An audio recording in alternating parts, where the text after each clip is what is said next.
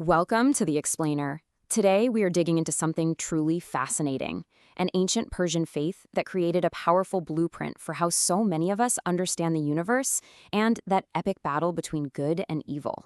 All right, let's just jump right in with one of the biggest, oldest, and maybe toughest questions in all of philosophy and religion.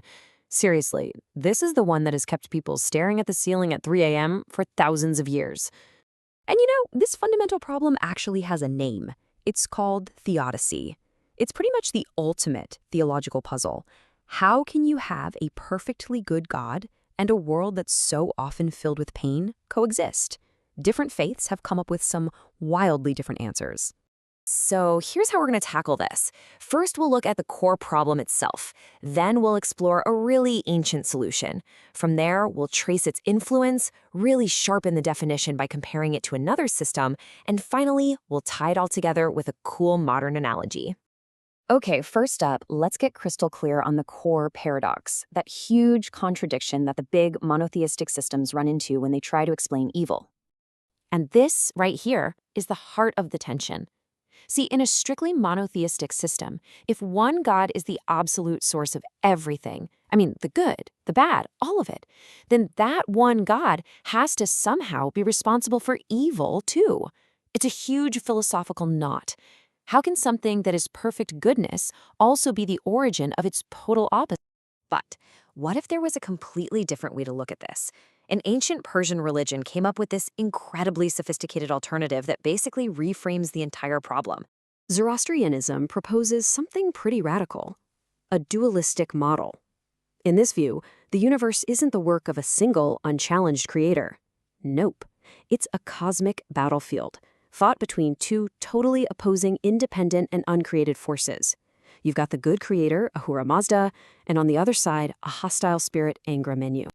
And this is absolutely the crucial point. This setup completely lets the good creator off the hook for evil. Suffering, disease, death, they aren't part of some mysterious divine plan we can't understand. They're counter-creations, a kind of corruption that's been injected into a good world by an outside enemy. Now, a powerful idea like this doesn't just stay in one place.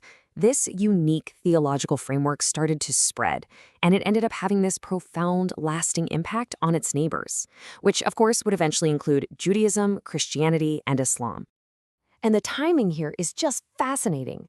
If you look at this timeline, you can see that it's during that period of Persian rule over the Jewish people in Babylon that scholars notice something amazing.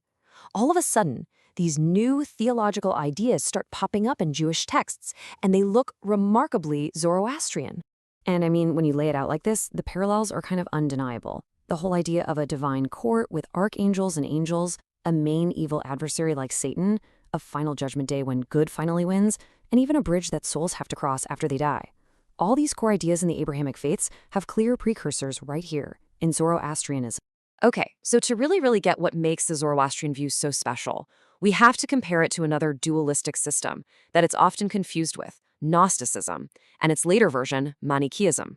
For the Gnostics, the physical world itself was the problem. They saw it as inherently evil. Matter was just a corrupt prison for the pure spirit, and the whole point of life was to escape it, usually through rejecting the body and all its pleasures. But Zoroastrianism does a complete 180. It sees the material world as fundamentally good. It's a divine creation, a masterpiece built by Ahura Mazda for a very specific reason, to be a weapon. It's a cosmic trap perfectly designed to lure in, contain, and ultimately destroy evil for good. And this positive view of creation has huge ethical consequences. I mean, think about it. If the world is a divine weapon, you don't run away from it. You engage with it, enjoying life, raising a family, working hard. Those aren't worldly distractions, they're religious duties. Every good, creative, joyful act is you using your free will to fight on the side of good. All right, to pull all of this together, let's use a modern analogy. I want you to think of these three different approaches to the problem of evil as like three different computer operating systems, and each one has its own way of dealing with a virus. So let's break this down. In System A, Gnosticism, the hardware itself, the material world, is just corrupt. The only solution? Upload your soul to the cloud and junk the computer. Then you've got System B, standard monotheism. Here, the programmer designed everything, so when a virus pops up, it must be part of some mysterious divine stress test. But then there's System C, Zoroastrianism. The programmer built perfect hardware. The virus is an attack from an outside hacker. And here's the twist. The hardware is now a honeypot, the perfect arena to trap and destroy that virus. 3 totally different strategies. And that is really the power of this ancient faith. It provided this sophisticated theological blueprint, a bridge of ideas that helped shape how billions of people would eventually understand the ultimate battle between good and evil, a battle that isn't just fought up in the heavens, but right here on Earth. So that brings us to one last thought, a question for you to chew on. When you think about good and evil, which of these ancient operating systems, the mysterious test, the cosmic prison, or the divine battlefield, is still running in the background of your own worldview today? The answer? Well, it just might surprise you.